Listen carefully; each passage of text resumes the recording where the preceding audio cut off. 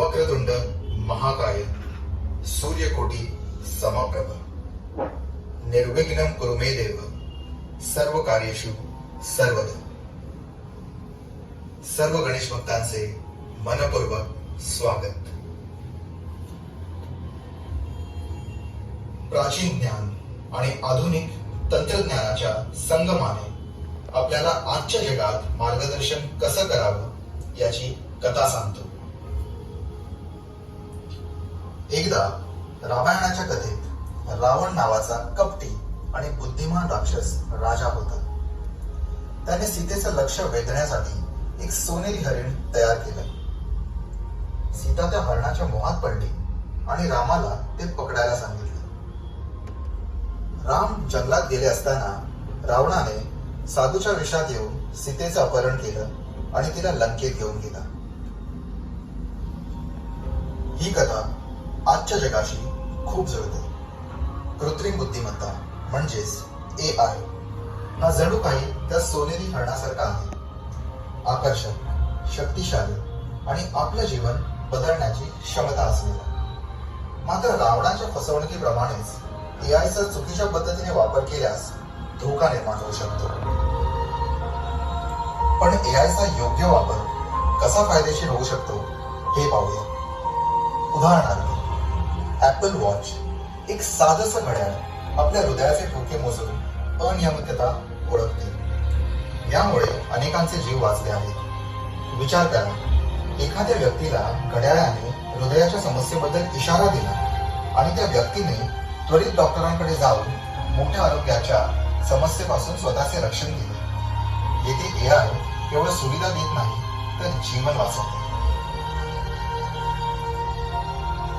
कृत्रिम बुद्धिमत्ता अर्थात AI आपल्या दैनंदिन जीवनातील कामे सोपी आणि कार्यक्षम बनवतो। सिरी आणि अलेक्सा सारखे व्हर्च्युअल असिस्टंट्स आपल्या आवाजाने कार्य करतात, आठवणी सेट करतात आणि स्मार्ट होम डिव्हाइस नियंत्रित करतात। तथापि जसं रावणाने फसवणुकीसाठी आपली बुद्धिमत्ता वापरली, तसंच AI चा चुकीचा वापर होऊ शकतो। बँकिंग क्षेत्रात AI एक दोधारी तलवार आहे। एका बाजूला तो सुरक्षित मदत करतो तर दुसऱ्या बाजूला फसवणुकीसाठी वापरला जाऊ शकतो।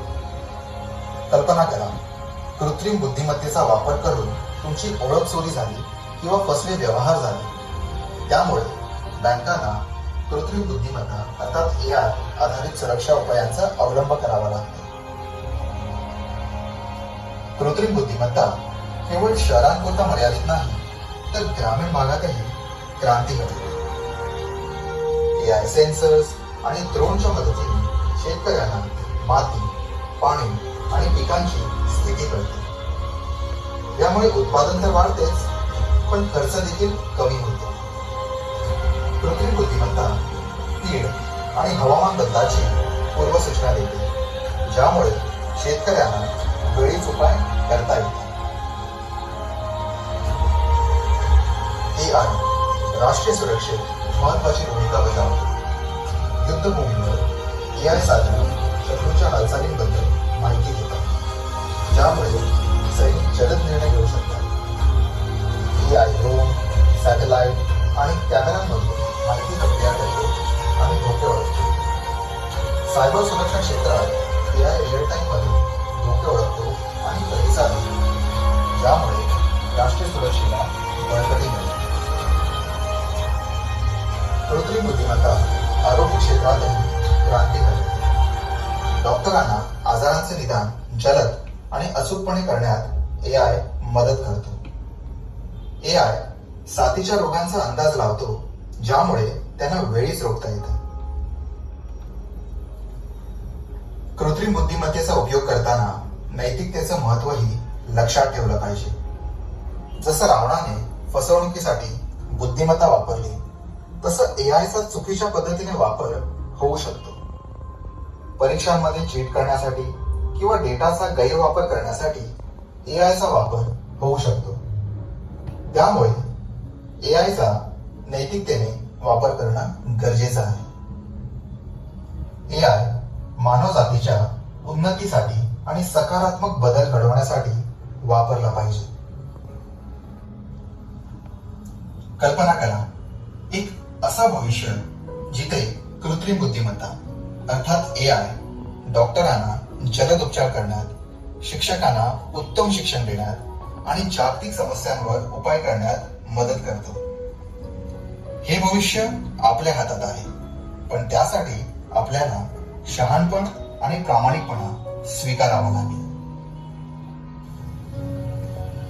गणपती बाप्पा मोरया. तर चला या जयघोषासह आपण गणेशाच्या आशीर्वादाने प्रेरित होऊया आणि AI चा वापर जबाबदारीने समाजाच्या कल्याणासाठी करूया.